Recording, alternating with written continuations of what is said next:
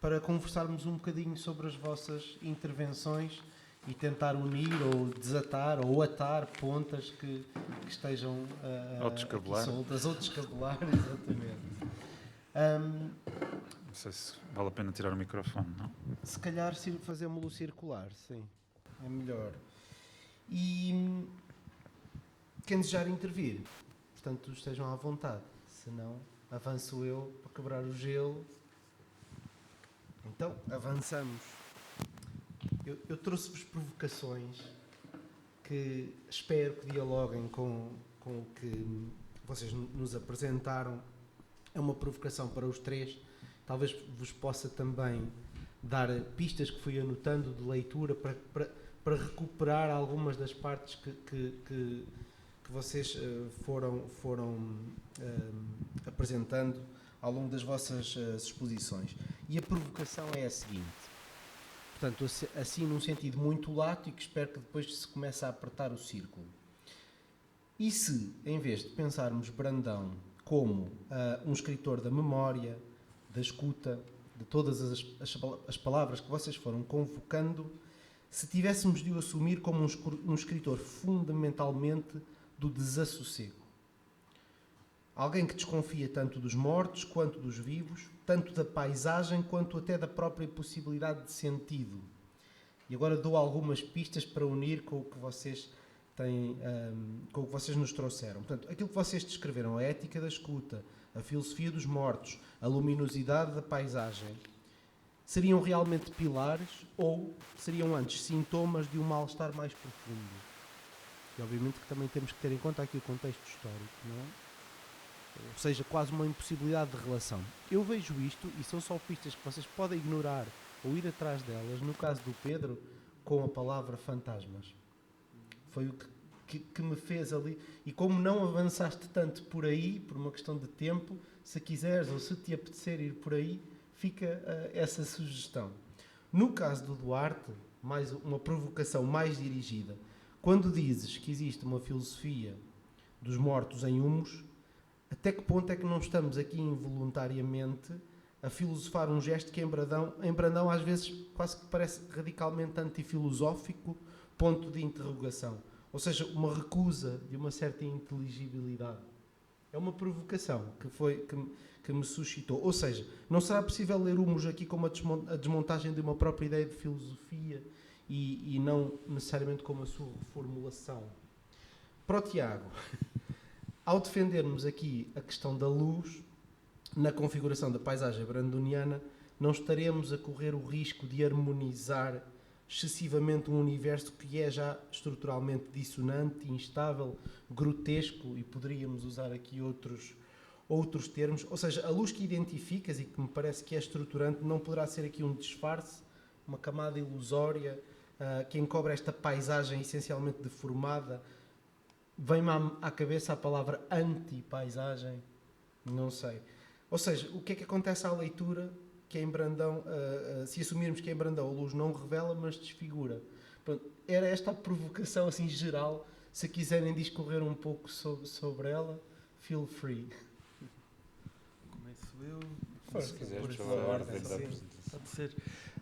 Diogo, obrigado por quebrares o gelo, primeiro. Está quebrado, sem dúvida.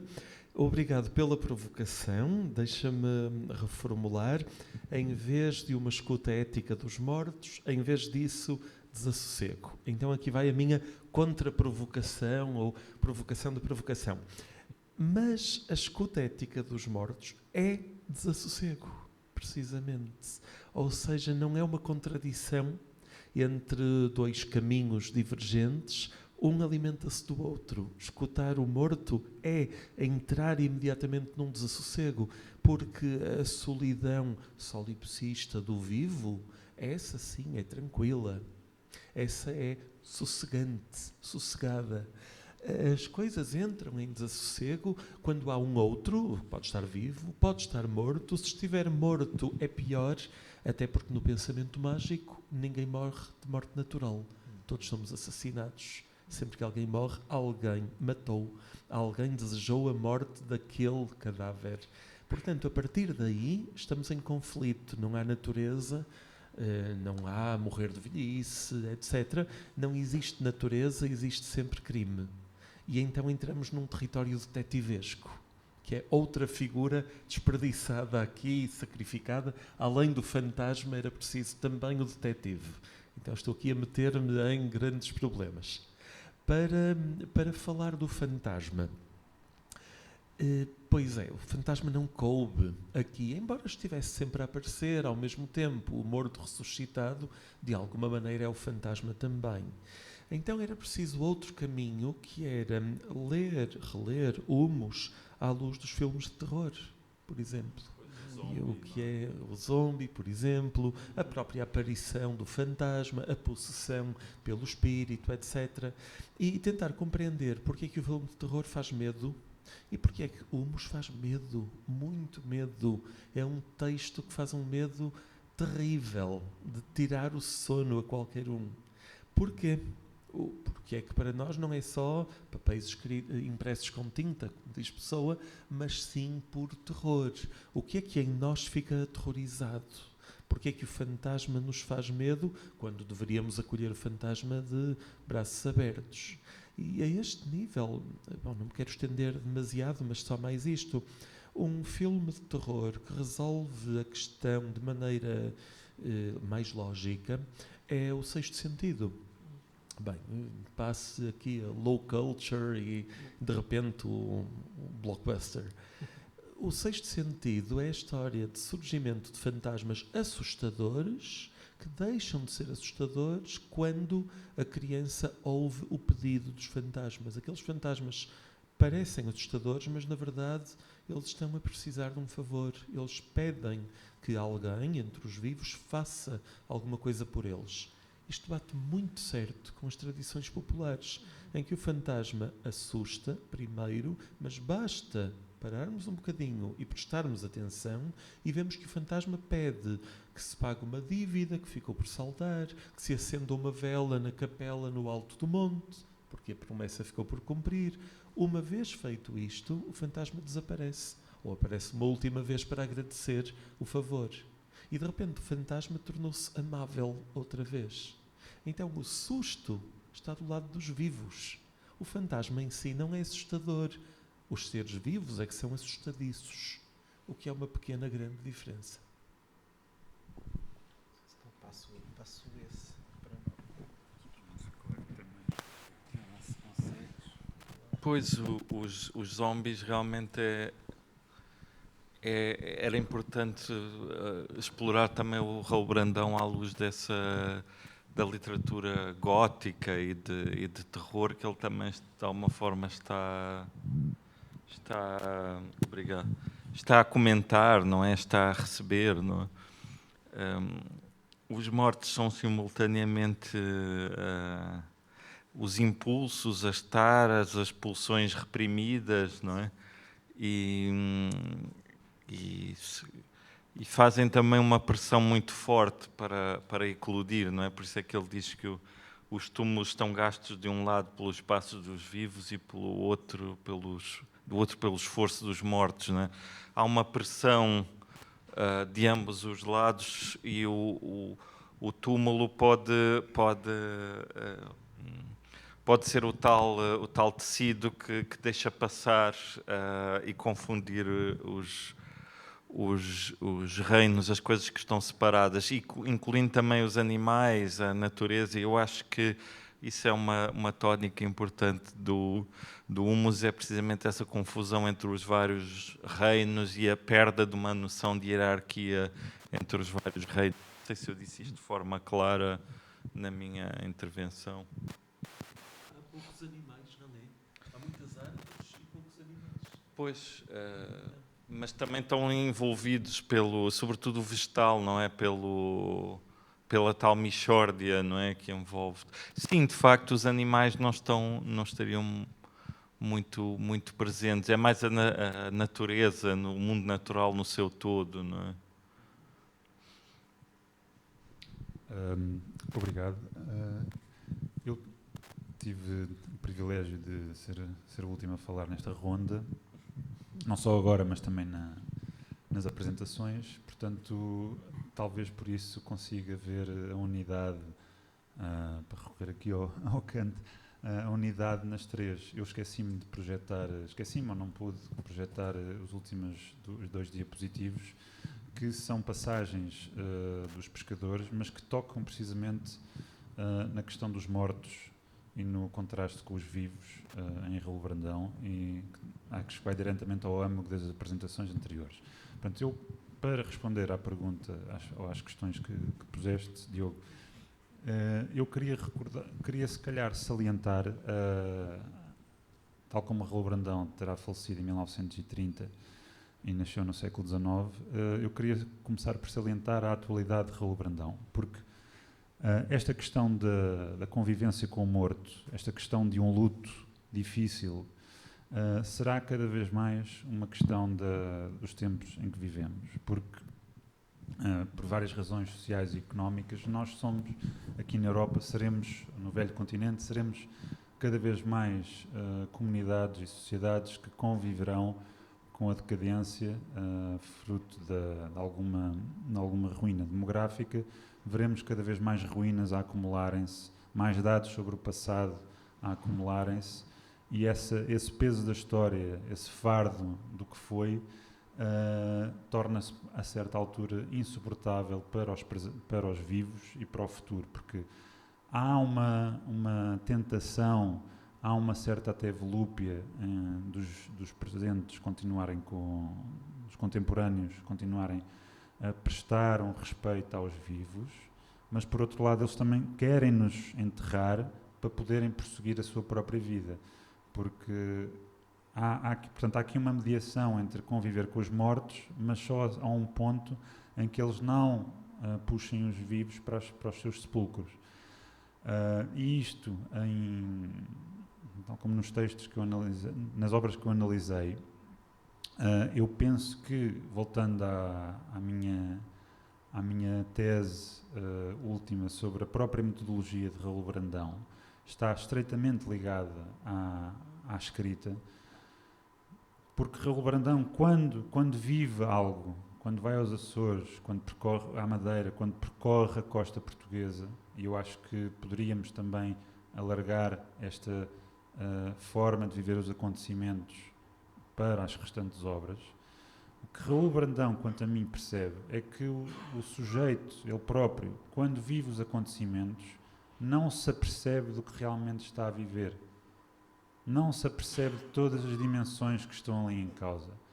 Portanto, é só posteriormente, num segundo ato que é a escrita, que é reconstruído, recomposto, reelaborada a vivência, e é aí que os mortos e o acesso, através da memória, ao vivido e às ruínas, entram nesta fase daquilo que o Duarte assinalou, e a meu ver muito bem, que é uma, digamos, para cunhar termos, se calhar uma ontologia da mixórdia, em que não só as gerações, o futuro e o presente estão unidas, mas também o passado, os mortos, estão em diálogo permanente com os vivos.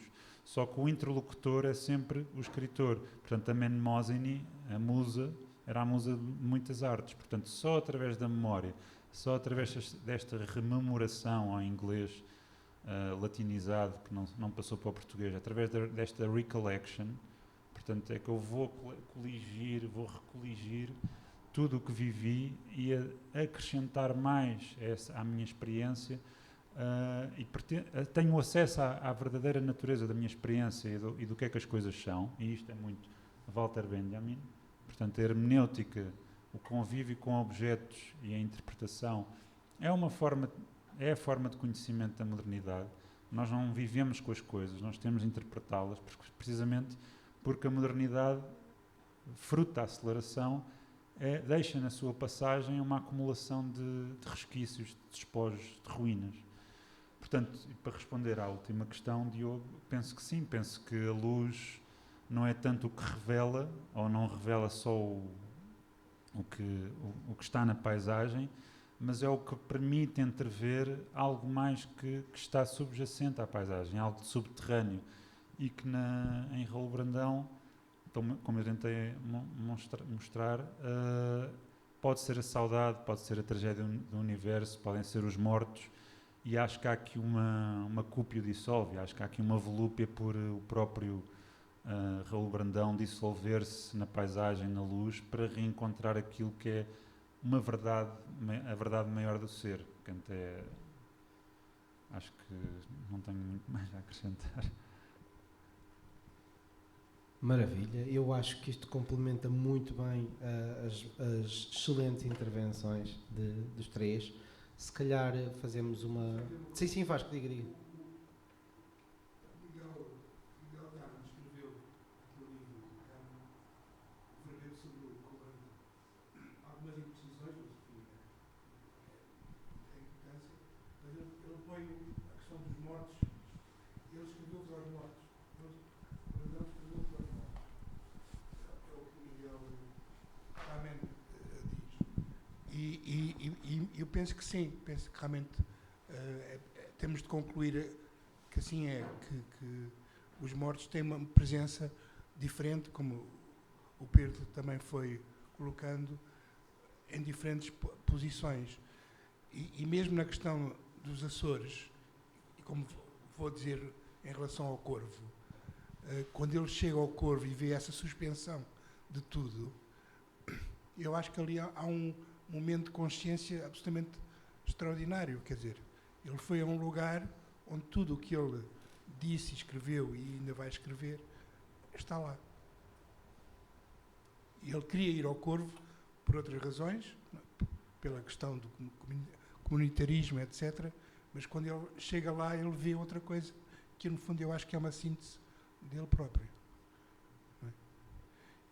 E por isso também penso que aquilo que ele escreve sobre o Corvo e aquilo que ele escreve sobre a Ria de Aveiro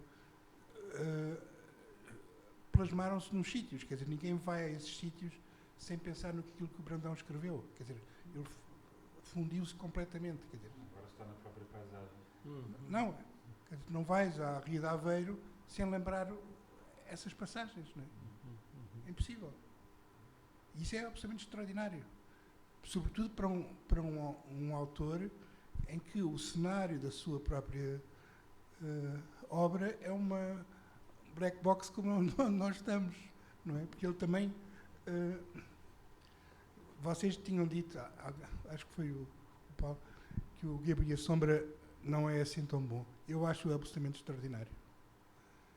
Porque ali há uma síntese também. Eu acho que aquilo que vocês também disseram de repetição, é porque eu acho que ele também procura sempre criar uma síntese daquilo que já tinha dito, uma recolocação daquilo que já tinha pensado. E isso pode parecer ser uma repetição, mas eu acho que é também uma tentativa de síntese.